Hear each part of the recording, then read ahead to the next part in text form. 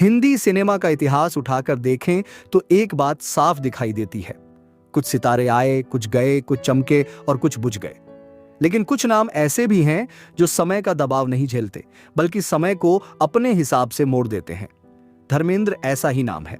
हाल ही में मैंने पढ़ा कि 121 हिट फिल्मों के साथ जितेंद्र हिंदी फिल्मों के दूसरे सबसे सफल हीरो माने जाते हैं।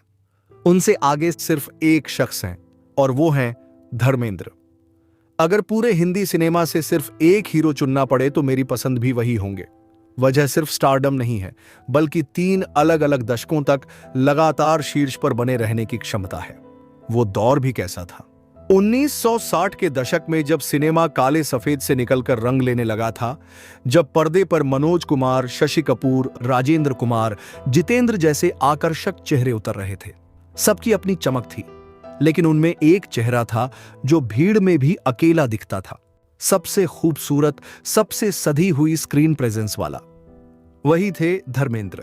फिर आया 70 का दशक। कहानियों में बदलाव आया।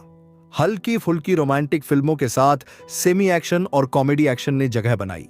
इस समय एक ही हीरो था जो एक ही साल में शोले जैसी कल्ट फिल्म भी कर रहा था और चुपके चुपके में परिमल त्रिपाठी बनकर सबसे मीठी कॉमेडी भी।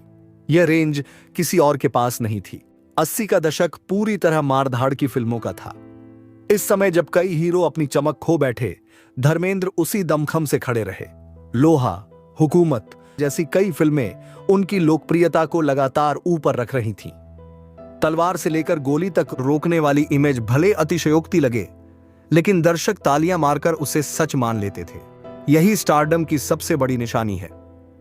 धर्मेंद्र के पास न राजेश खन्ना जैसा आरडी किशोर का तगड़ा जुगलबंदी था, न मनोज कुमार जैसा सामाजिक सिनेमा का हाथ, न अमिताभ जैसा निर्देशकों का मजबूत कैंप, न अवार्ड्स की भरमार, न सुपरस्टार का जोरदार लेबल। इसके बावजूद वो हर तरह के किरदार में फिट हो जाते थे। कैमरा उन्हें जैसे प्यार करता था। उनकी अदाकारी में एक सादगी थी जो नाटकीय नहीं लगती थी। यही वजह है कि वो सिर्फ मशहूर नहीं हुए, बल्कि सबसे लंबे समय तक हिट रहे। वो चलते रहे, टॉप पर रहे, जितना चाहा उतना काम किया और अपनी मर्जी से पीछे हटे। जब आज का बॉलीवुड खुद को बचाने की जद्दोजहद में लगा है, तब यह मानना मुश्किल हो जाता है कि एक समय ऐसा भी था जब एक ही अभिनेता 300 फिल्मों का सफर तय कर सकता था। धर्मेंद्र सिर्फ एक स्टार नहीं थे, वो आखिरी दौर का हिस्सा थे जब मेहनत, किस्मत और व्यक्तित्व मिलकर एक हीरो गढ़ते थे। और यही उन्हें हिंदी सिनेमा का सबसे सफल, सबसे टिकाऊ और सबसे प्यारा चेहरा बनाता है। ऐसी ही बॉलीवुड कहानियों के लिए हमें फॉलो जरूर करें।